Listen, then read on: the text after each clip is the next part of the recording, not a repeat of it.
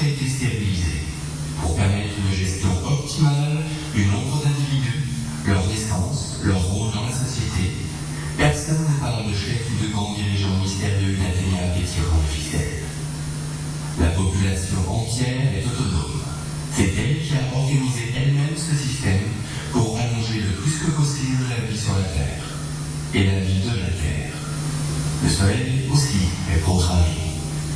Tout, jusqu'au déplacement microscopique des molécules, est programmé.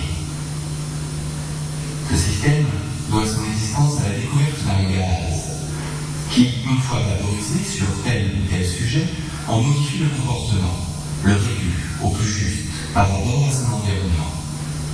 L'homme a donc créé autant de gaz qu'il y a d'espèces animales, végétales. Il a été jusqu'à en créer un qui puisse agir sur les matières minérales, réduisant ainsi à néant les catastrophes naturelles.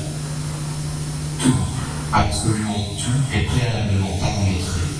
Cycle de l'eau, tornades, éruptions volcaniques, secousses sismiques, levées et couchées du soleil, saison, production de nourriture, travail, temps libre, sommeil, accouplement, etc., etc., etc. Après une série de siècles déplorables, l'homme s'est engagé dans la recherche d'un équilibre absolu, d'une régulation parfaite des interactions entre environnement et êtres vivants, afin de garantir une qualité et une longévité de vie à l'humanité et à tout ce dont elle dépend.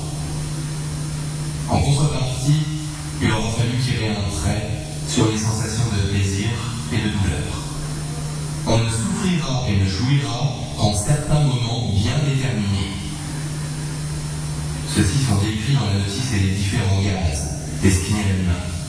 Encore une fois, aucun despote n'a imposé quoi que ce soit. Le peuple entier s'est rassemblé et a décidé de lancer cette opération. Il existe 5 sortes de gaz pour les humains. À sa majorité, l'individu, encore sous l'influence du gaz que ses parents avaient choisi pour lui, peut choisir son propre gaz parmi les 5. Après quoi, on ne change plus de gaz. Il n'y a aucune dissidence. Personne ne conteste la légitimité de ce fonctionnement. Il n'y a pas de regret, sauf ceux qu'on évoque de temps à autre lors d'une discussion. Des regrets programmés, une évocation nécessaire à l'équilibre, joie, regret. Le peuple s'est asservi à lui-même et il en est pleinement satisfait. Plus de famine, plus de croissance économique creusant le fossé entre riches et pauvres, plus de guerre, sinon des engueulades, programmées pour respecter l'équilibre, conflit, réconciliation. Plus de désastres écologiques, plus de malheurs, juste des fracas. Encore une fois calculé.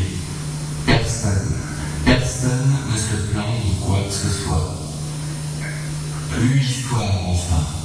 Nous sommes parvenus à effacer notre place dans le temps et nous fabriquons